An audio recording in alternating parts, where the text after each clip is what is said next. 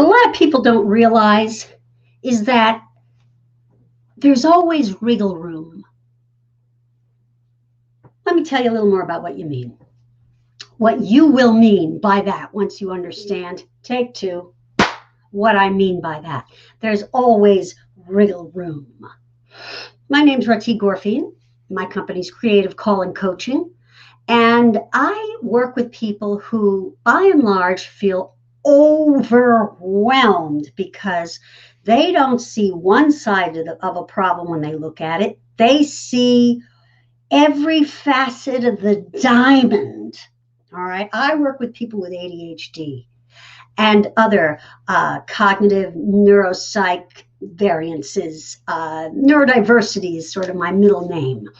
People on the spectrum, people who see things in ways that us more neurotypical folks just don't. So it's easier for us to do what's called simplifying.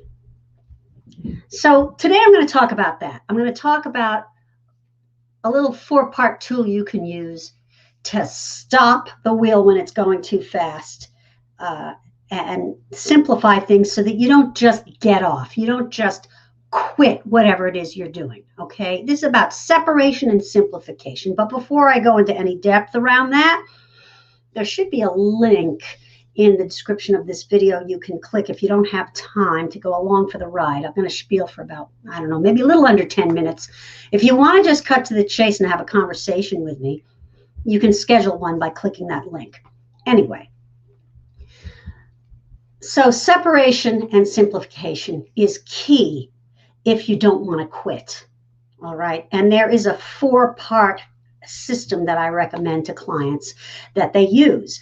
One client comes to mind, really, really smart program designer, tech guy with a lot of social anxiety. And not only is he worried about how to sometimes implement an idea, but what everybody else in the room is going to think of it. Okay. So fast forward, he's doing things, he's having a lot more fun in life. The social anxiety isn't stopping him. He's started some clubs around games that he likes. He's gotten married in the last year. A lot of wonderful things have happened for this guy. And a lot of it has to do with the 4-part system I'm going to break down for you now, which is stop, separate, sift, and start over. Okay? Stop, separate, sift, and start over. First of all, your body is giving you cues all the time. All right. You start to feel like there's a knot in your chest, right? And you can't breathe. That's a cue. That's a cue to stop. Sometimes we get very attached to the how things are supposed to go. And most of the time, life doesn't go that way. And it's like pushing the boulder uphill. It's feeling really hard and you're getting overwhelmed and people aren't being responsive the way you need them to be. This is where the wriggle room comes in. If you can let go of that perfectionism around the how and stop and sit down, then you can begin the process of separation. And when I work with people, there are a number of different ways in which we implement that. But the simplest one, I think, is just to watch your breath, is just to breathe and do what I call birth control of thoughts. You start to ruminate. No, breathe. Mind back to the breath. The breath is the birth control of your thoughts. Just breathe. Make a point of feeling the earth under your feet, feeling yourself in your body. All right, then you have stopped and you have allowed yourself to effectively separate from some self-generated hysteria around whatever situation you might be in. And that gives you the opportunity then to sift, figure out how to get back on point. I'm going to tell you one of my favorite ways to do that in a second, but I just want to see if there's anybody asking anything in the chat. And I'm not wearing my glasses because I'm vain. And so I have to lean in and see.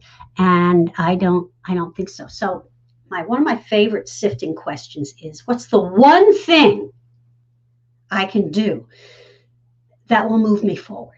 All right. So if you're in the middle of a maelstrom on any particular day and you manage to stop and separate from it all and ask yourself that question, it may be that you have one appointment that you need to get to on time. That's it. Nothing else.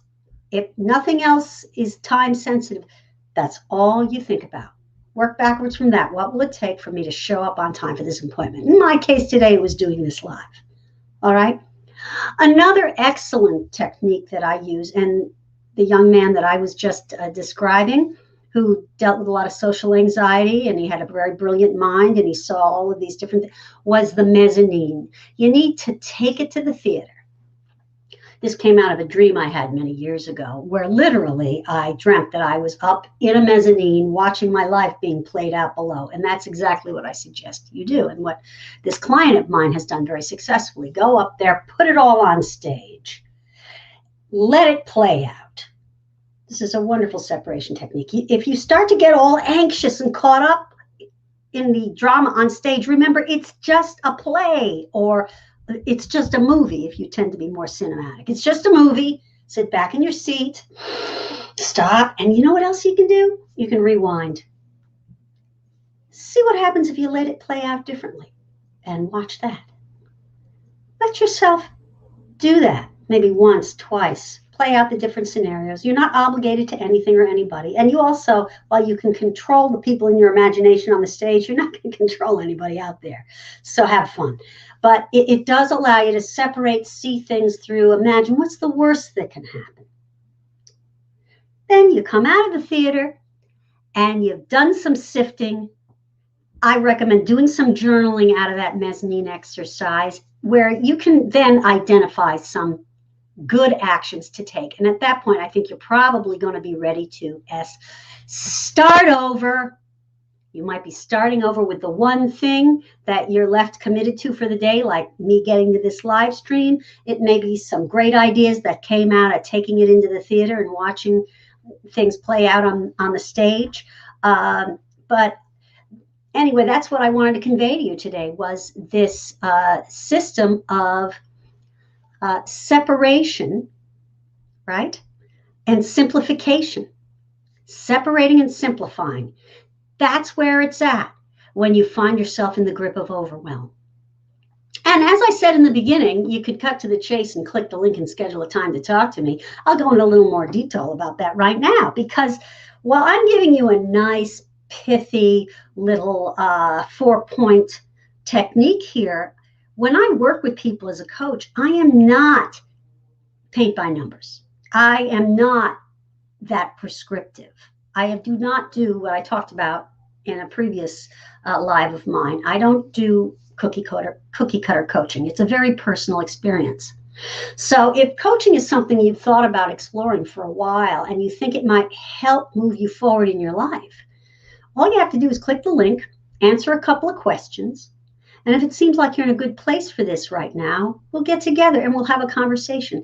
And the worst that will happen is you will go away with one of your own very personalized shifts around something going on in your life. It'll make things better. And at best, you and I will have discovered each other, and you will have hired a coach. So I encourage you to go ahead, click the link. I dare you. And let's have a conversation. I'm going to look again and see if there are any comments, questions, anything else, because this is live and I don't see them. I've enjoyed spending this time with you. And remember, when things get overwhelming, separate and simplify by using the stop, separate, sift, and start over method. Okay, this was fun. I'll talk to you again on Thursday. Bye-bye.